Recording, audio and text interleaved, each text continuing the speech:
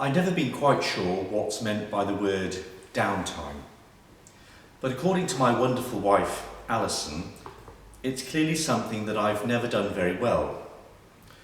However, the opportunity to do some downtime arose when she had to travel south recently on important family matters.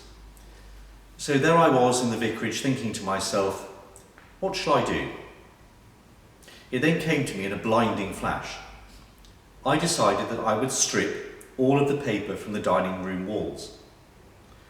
I was greatly assisted in this task by Mr. John Williams of First Avenue, who lent me an amazingly efficient steamer.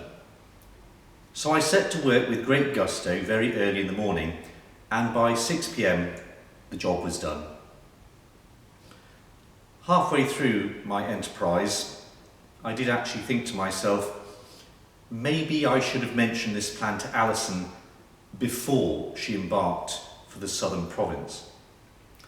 Alas, too late, went up the cry, and I simply cracked on. We now have to wait until October for the decorator to be available to rectify the situation. Personally, I think it has a certain rustic charm and captures the patina of a bygone age. As I steamed along, I uncovered some very interesting layers beneath the top surface. There were various patterns from Victorian times, intricate designs that over the years have embedded themselves in the plaster. I also came across newspaper linings that had been pasted during the Second World War.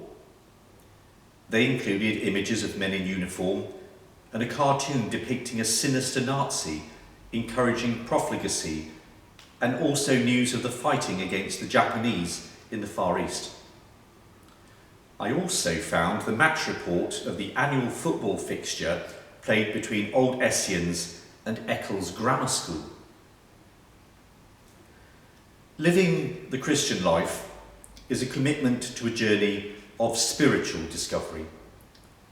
And this involves prayerfully having to peel back the figurative paper lining that shroud our eyes so that we may be able to see more clearly Jesus in our daily lives.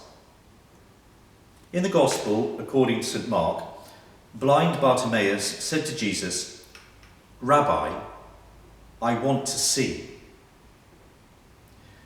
Jesus met this poor man's need and gave him his physical sight back. But Jesus also breathed life into his soul. St. Mark tells us that Bartimaeus subsequently became one of the many whose lives, having been changed by Jesus, left all and followed him on the way.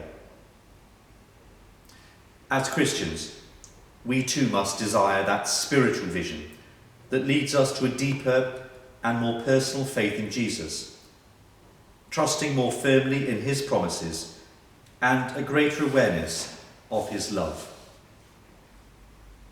In every new moment, experience, or context in our lives, there are opportunities for spiritual rediscovery and for renewal, if only we have the eyes to see them. It is the duty of the Church as well in the world to point the way to a reformation and renewal of the inner life that is centred on God. The church that Jesus established is not, after all, simply an ecclesiastical political pressure group. At her core lies the commitment to the spiritual conversion of the individual, their heart and their mind, to the law of Christ. This was the Great Commission that Jesus gave to his disciples before he ascended. Go therefore and make disciples of all the nations, baptizing them in the name of the Father, the Son, and the Holy Spirit. Through the life and witness of the Church, Jesus invites everyone to discover a different way to live that is not bound up with possessions, success, status, wealth, influence, or power. And we see this in the Gospels that record Jesus' life, his teachings, his heroic silence, in his transforming miraculous power, in his washing of the disciples' feet, in his sacrificial love, and most especially in the cross. It is a way of life that has God the Holy Trinity at its centre. Bartimaeus said to Jesus, "Rabbi, I want to see." Don't we all? So then, keep the faith, and as you pray for me, I shall surely pray for you.